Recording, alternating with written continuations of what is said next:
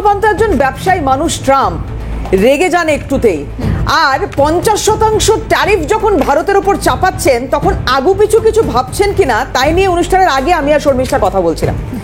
Russia থেকে তেল কেনার জেরে ভারতের উপরে আরো এই যে 25% শুল্ক চাপলো, অর্থাৎ মোট এই মুহূর্তে 50% শুল্ক চাপলো এবং 27 আগস্ট থেকে সেটা লাগু হতে চলেছে। তার ফল কি খুব একটা ভালো করছে হবে আমেরিকার জন্য, সেই প্রশ্ন তুলছি আমরা। দেখুন কি হলো ঠিক। মার্কিন নিষেধাজ্ঞা এড়িয়ে রাশিয়া থেকে তেল কেনার জন্য ভারতের ওপর বেজায় চটেছেন ডোনাল্ড ট্রাম্প। একদিন আগেই 25% ওপর শুল্ক চাপাবেন বলে হুঁশিয়ারি দিয়েছিলেন তিনি। 24 ঘন্টা সময়ও বেঁধে দিয়েছিলেন মার্কিন প্রেসিডেন্ট। আর সেই মতোই বুধবার ভারতের ওপর আরও 25% শুল্ক চাপালো আমেরিকা, যার জেরে ভারতীয় পণ্যের ওপর আমেরিকার মোট শুল্কের পরিমাণ বেড়ে হলো 50%। ট্রাম্পের দাবি, রাশিয়া থেকে তেল কেনার শাস্তি হিসেবে জরিমানা স্বরূপ ভারতের ওপর আরও 25% শুল্ক চাপানো হলো। এদিকে আমেরিকার এই ঘোষণার পরেই কড়া প্রতিক্রিয়া দিয়েছে ভারতের বিদেশ মন্ত্রক। বুধবার বিদেশ মন্ত্রকের তরফে একটি বিবৃতি জারি করা হয়েছে। সেখানে আমেরিকার এই সিদ্ধান্তকে দুর্ভাগ্যজনক বলে মন্তব্য করেছে নয়াদিল্লি। বিবৃতিতে বলা হয়েছে, এই ধরনের পদক্ষেপগুলি অন্যায্য এবং অযৌক্তিক। সেই সঙ্গে উল্লেখ করা হয়েছে যে জাতীয় স্বার্থ রক্ষার জন্য প্রয়োজনীয় সমস্ত ধরনের পদক্ষেপ করবে নয়াদিল্লি। প্রসঙ্গত, দিন কয়েক আগেই ভারতীয় পণ্যের উপর 25% শুল্ক আরোপ করেছিলেন মার্কিন প্রেসিডেন্ট, কিন্তু তার ওই পদক্ষেপের পরেও ভারত নাকি রাশিয়া থেকে তেল কেনা বন্ধ করেনি। এই প্রেক্ষিতে অতিরিক্ত শুল্ক চাপানোর ইঙ্গিতও দিয়েছিলেন তিনি। সেই মতোই বুধবার ভারতীয় পণ্যের উপর আরও 25% শুল্ক চাপালেন ডোনাল্ড ট্রাম্প। তবে আমেরিকার এই পদক্ষেপকে যে ভারত আমল দিতে নারাজ তা স্পষ্ট করেছে ভারতের বিদেশ মন্ত্রক। ক্যালকাটা নিউজ। অন্যায্য, অযৌক্তিক, ভারতের তরফ থেকে প্রতিক্রিয়া তো এসেই ছিল। আর এবার প্রধানমন্ত্রী নরেন্দ্র মোদী তিনি মুখ খুললেন। আজকে একটি অনুষ্ঠানে তিনি বলছেন সরাসরি যে ভারতের কৃষকদের স্বার্থ সবার আগে। ভারত কৃষক, পশুপালক এবং মৎস্যজীবীদের স্বার্থের সঙ্গে আপোষ করবে না। এবং পাশাপাশি নরেন্দ্র মোদী একথা বলছেন যে এর জন্য যদি কোনো বড় মূল্য দিতে হয় আমাকে, দেব, তাই আমি তার জন্য প্রস্তুত। কৃষক, পশুপালক ও মৎস্যজীবীদের জন্য ভারত তৈরি। ভারত কৃষকদের শক্তিকে দেশের প্রগতির আধার মেনেছে। একদমই তাই। আর এখানেই ভারত কৃষকদের শক্তিকে দেশের প্রগতির আধার মেনেছে। কৃষকদের নিয়ে প্রতিক্রিয়া দিয়েছেন প্রধানমন্ত্রী নরেন্দ্র মোদী। এবং সবথেকে বড় কথা, যেভাবে ট্রাম্প একের পর এক শুল্ক চাপাচ্ছেন, ভারতের প্রতি ক্রমশ রুষ্ট হচ্ছেন বা বলা যায় একটা বিদ্বেষমূলক মনোভাব। শুধু তাই নয়, ভারতের বিদেশ মন্ত্রকের তরফ থেকে দেবারতী প্রতিদিনই তার একটা কড়া জবাব দেওয়া হচ্ছে। এবং আজ প্রধানমন্ত্রী নরেন্দ্র মোদী যা বললেন তাতে ট্রাম্পকে, আমেরিকাকে যে একটা কড়া বার্তা এনে নিঃসন্দেহে কোনো জায়গা নেই। তার কারণ কোনো রকমভাবে এই স্বার্থের সঙ্গে আপোষ করা হবে না। নরেন্দ্র মোদী বলছেন, ভারতের প্রধানমন্ত্রী, শুনবো কি বললেন আজ। लिए अपने किसानों का हित सर्वोच्च प्राथमिकता है।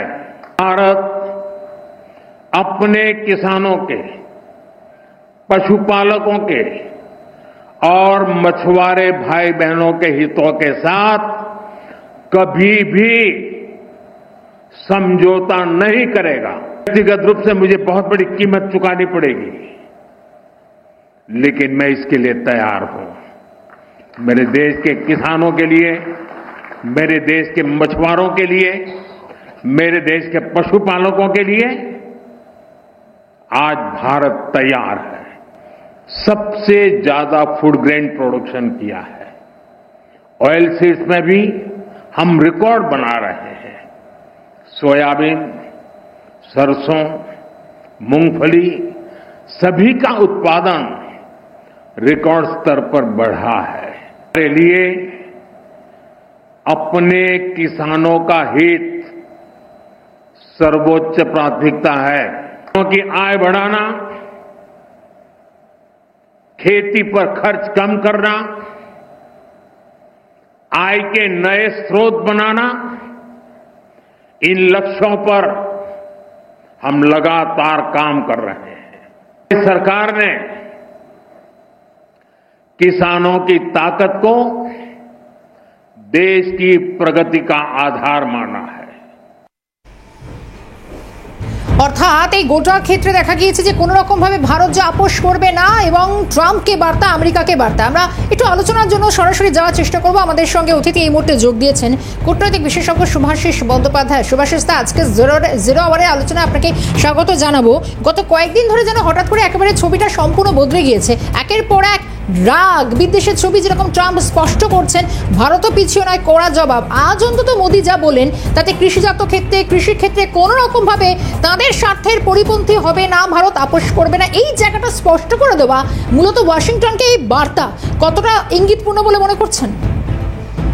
দেখুন, আমার মনে হচ্ছে কোথাও গিয়ে একটা আমেরিকা আমাদের ইভ্যালুয়েট করছে with the glasses of 1970s, 1960s, 1980s। America হয়তো নতুন ক্যালেন্ডার আপডেট করেনি, বা ট্রাম্প করে আপডেটেড ক্যালেন্ডারটা ভালোভাবে চোখ রাখছে না তার দিকে। কারণ সেটার দিকে তাকলে বুঝতে পারতো যে পৃথিবীর অন্যতম শ্রেষ্ঠ গ্রোয়িং নেশনসদের মধ্যে ভারতবর্ষ একমাত্র। এবং আরেকটা কথা বোঝাটা খুব দরকারি যে যখন জিডিপির কথা উনি বারবার বলছেন, ডেড ইকোনমির মতো একটা বড় সড়ো টার্ম উনি ইউজ করেছেন আমেরিকা ভারতবর্ষকে ডিফাইন করতে, আমেরিকার ভুলে গেলে চলবে না। আমেরিকার growth rate in GDP is 1.4, আমাদের growth rate in GDP is more than 6.4। তো সেখানে দাঁড়িয়ে আমেরিকা যদি মনে করে আমরা ডেড ইকোনমি, তাহলে আমরা আমেরিকাকে কি বলবো? মানে আমি জানি না, আমার কাছে তার কোনো ভাষা নেই। কফি ইকোনমি বলতে পারি। দ্বিতীয় কথা, একটা জিনিস বোঝাটা খুব দরকার, সেটা হলো যে আমরা আজকের ডেটে we are no more subordinate. আমাদের যা বলবেন আমরা তা শুনতে বাধ্য, আমাদের যা যা ডিকটেট করবেন আমরা তা শুনে এগোবো। If you are having this kind of mindset, তাহলে আমার বলাই বাহুল্য যে একটা একদমই শিশু সুলভ মাইন্ডসেট। কারণ আমরা আজকের তারিখে আমরা চেয়ার হোল্ড করি, আমরা কোনো একটা representative, we are one of the leadership. তো সেখানে দাঁড়িয়ে আমাদের সাথে আলোচনা করা যেতে পারে, যারা রোড নেগোশিয়েট, যারা road to discuss and dialogues. সেটা না করে ডাইরেক্টিভস দিচ্ছেন, ডাইরেক্ট বলছেন 50% ট্যারিফ, এত পার্সেন্ট ট্যারিফ, অত পার্সেন্ট ট্যারিফ। একটা কথা বোধ হয় ট্রাম্প এই কথাগুলো বলার সময় ভুলে যাচ্ছেন যে কথাগুলো বলছে সেটা শুধু ভারতবর্ষকে বলছেন না, উনি পৃথিবীর সব থেকে বড় কনজিউমার মার্কেটকে একটা চ্যালেঞ্জ করে দিচ্ছেন যে আপনাদের পণ্য আমরা 50% ট্যারিফ চাপালাম। এই জিনিসটা যদি চলতে থাকে তাহলে ভারতবর্ষে কিন্তু বিক্রি আটকাবে না। ভারতবর্ষ জানে কাউন্টার ট্যারিফ বা রিটালিয়েশন অফ ট্যারিফ করে কিভাবে আমাদের এখানের কনজিউমার মার্কেটটাকে আমরা অন্যদিকে ডাইভার্ট করতে পারি। সেটা যদি করতে পারি তাহলে কিন্তু ইকোনমিকে আঘাত পড়বে আমেরিকার। কারণ আমেরিকার থেকে আমাদের বেশি রিলেশনশিপ স্ট্যাটাসে অনেক স্ট্রঙ্গার নেশন আছে যারা আমাদের পাশে দাঁড়ায়। America is a very doubtful nation as a friend. তাহলে শুভাশিস দা, যখন আপনি একথা বলছেন, মানে ভারতের এই এত বড় বাজার বা উপমহাদেশের এত বড় বাজার, সেই বাজার ধরাই এই মুহূর্তে ট্রাম্পের লক্ষ্য, এটাই ধরে নিতে হবে। এই যে এই কথা বলছেন যে রাশিয়ার থেকে তেল কেনার জন্য নাকি 50% শুল্ক আরোপ হচ্ছে, এইটার থেকেও গুরুত্ব বেশি যে ট্রাম্প এই বাজারটা ধরতে চাইছেন। এবং আজকে প্রধানমন্ত্রী একেবারে নির্দিষ্ট করে দিয়েছেন, কৃষকদের কথা বলেছেন, গোপালকদের বা পশুপালকদের কথা বলেছেন এবং মৎস্যজীবীদের কথা বলেছেন, অর্থাৎ বাজার এই জায়গাটায়। না না না, আমি একটু কোথাও একটু ডেভিয়েট করে দেওয়া হচ্ছে। ব্যাপারটা হচ্ছে ট্রাম্প হয়তো এইগুলো বলছে ন্যারেটিভের ক্ষেত্রে, ক্লোজ ডোর মিটিং এ কি বলছেন উনি জানে না। আমি কোথাও গিয়ে এই যে বারবার উনি যে একটা ডিপ্লোম্যাটিক টকস বা ট্যারিফের কথা বলছে, আমি সেইটাকে কেন জানি না, হতে পারে আমার কানের গোলমাল আছে, আমি বারবার শুনতে পাচ্ছি যে প্লিজ বাই মাই আর্মস। হ্যাঁ, তো উনাদের অস্ত্রশস্ত্র কেনাটা খুব প্রয়োজনীয়, সেটা আমার কানে গোলমালের জন্য হতে পারে। আপনারা ট্যারিফ শুনছেন, আমি ওটাকে শুনছি মানে reciprocation of not buying American arms. পয়েন্টটা হচ্ছে আজকের ডেটে দাঁড়িয়ে ইন্ডিয়া আমেরিকার আর্মস কিনবে না সেটাও বুঝে গেছে, আর এটাও বুঝে গেছে ব্রডার মার্কেট এবং মিডিয়াকার বা small scale market in arms and ওয়েপনারিতে ডিআরডিও প্রচুর রকমের প্রোডাক্ট নিয়ে মার্কেটে আসছে। যথারীতি আমেরিকার যেটা সব থেকে বড় শিল্প সেটা হলো আর্মস বেচে খায়, সেই জায়গাটায় একটা বিরাট রকম আঘাত করতে চলেছে। আর দ্বিতীয় জিনিস যেটা হতে চলেছে, শান্তির নামে অশান্তির বার্তা যেটা ওরা দিনের পর দিন প্রয়োগ করেছে বিভিন্ন দেশের উপরে, সেটাও যেন কোথাও গিয়ে ডাইলুট হয়ে যাচ্ছে আফটার ব্রিক্স। সেটাও যেন কোথাও গিয়ে মানুষজন বুঝতে থাকছে যে আমেরিকা পেছন থেকে খেললেও আখেরে ক্ষতি হচ্ছে আমাদের। অনেকেই আর নিজেদেরকে যুদ্ধে লিপ্ত করতে চাইছে না, এবং সেই জিনিসটার জন্য এই যে মার্কেটটা বিরাট ভাবে ধাক্কা খাচ্ছে। একটা কথা ভুলে গেলে চলবে না, মাতাল্লা কিন্তু মদ খেয়েই বেঁচে থাকে। সেখানে যদি অ্যালকোহল বন্ধ করে দেওয়া হয়, মাতাল্লার সঙ্গে সঙ্গে তখন তো বলবে না আমরা মদ খেয়ে বেঁচে থাকি বলে আমাদের রাগ হয়েছে, তখন তারা বলবে এই সরকার আমাদের চাকরি দিতে পারছে না বলে সরকারের উপরে চাচামেচি শুরু করে দেবে। কিন্তু আসল কারণটা হলো সরকার কি দিতে পারছে সেটার থেকে বড় কথা তারা মদটা ঠিক টাইমে পাচ্ছে না। এই জিনিস হয়ে গেছে ট্রাম্পের। ট্রাম্প এখন ন্যারেটিভ তৈরি করার চেষ্টা করছে যে ভারতের এটা খারাপ, ভারতের সেটা খারাপ, ভারতের উপর শুল্ক চাপাও।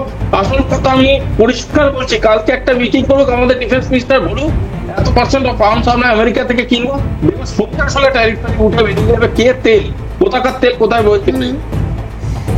শুভাশিস, এখানে একটা বিষয় অন্তত যেটা জানা রয়েছে যে আমরা একটা কথা শুনেছিলাম যে নিজের বেলা আঁটিসুটি পরের বেলা দাঁত কপাটি, মানে এক্ষেত্রে যদি একটু আমেরিকাকে টেনে বলি তাহলে যত মানে অন্য ভারতের বেলায় দাঁত কপাটি, মানে আমেরিকা যেটা করতে পারে সেটা ট্রাম্প যেটা স্বাধীনভাবে সব কিছু করতে পারেন, সেখানে কোনো বাধা নেই, বা অন্য কোনো দেশে নাক গলনে তিনি না পছন্দ, সেক্ষেত্রে ভারতের ক্ষেত্রে কেন বারবার এই অবস্থাটা তৈরি হচ্ছে?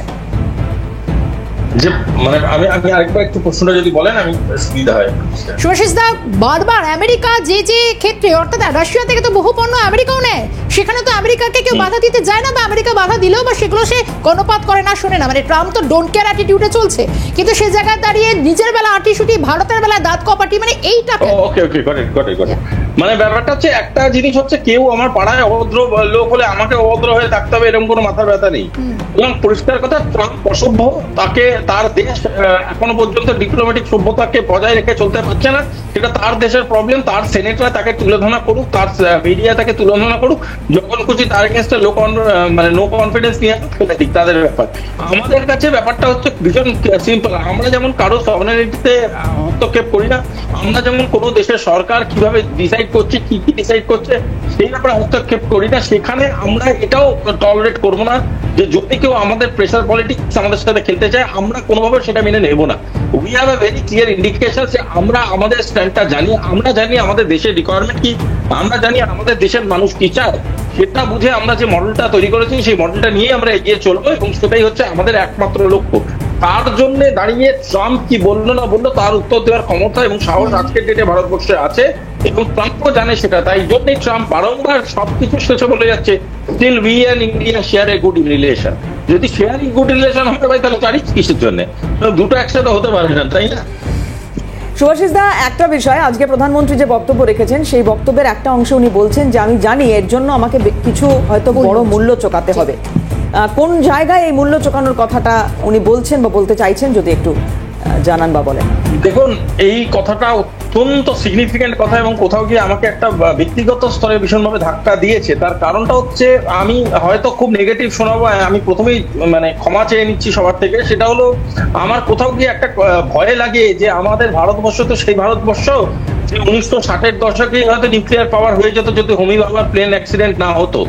আমাদের ভারতবর্ষ তো সেই ভারতবর্ষ যে গ্লোবাল পাওয়ার হিসাবে নিজেদেরকে মানে অস্তিত্ববিহীন মনে করতো না যদি লাল বাহাদুর শাস্ত্রী বেঁচে থাকতেন।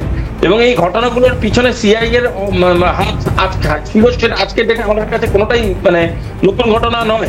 শুধু তাই নয়, নরেন্দ্র মোদী মানে নিজস্ব সিকিউরিটি যেমন একটা ব্যাপার, ভারতবর্ষের টপ লিডারশিপের সিকিউরিটি যেমন একটা ব্যাপার, তার থেকেও এগিয়ে গিয়ে একটা কথা আমি বলতে চাইছি, ভারতবর্ষের মানুষকে তাদের পলিটিক্যাল আইডিওলজি গুলো থেকে বেরিয়ে এসে বা সেইগুলোকে সম পরিমাণ সম্মান জানিয়ে আজকের ডেটে ভারতবর্ষের সরকারের পাশে, তাদের আইডিওলজিক্যাল স্ট্যান্ডের পাশে দাঁড়াতে হবে, যেমন তারা অপারেশন সিন্দুরের পরে দাঁড়িয়েছে, এবং সাধারণ মানুষকেও দাঁড়াতে হবে।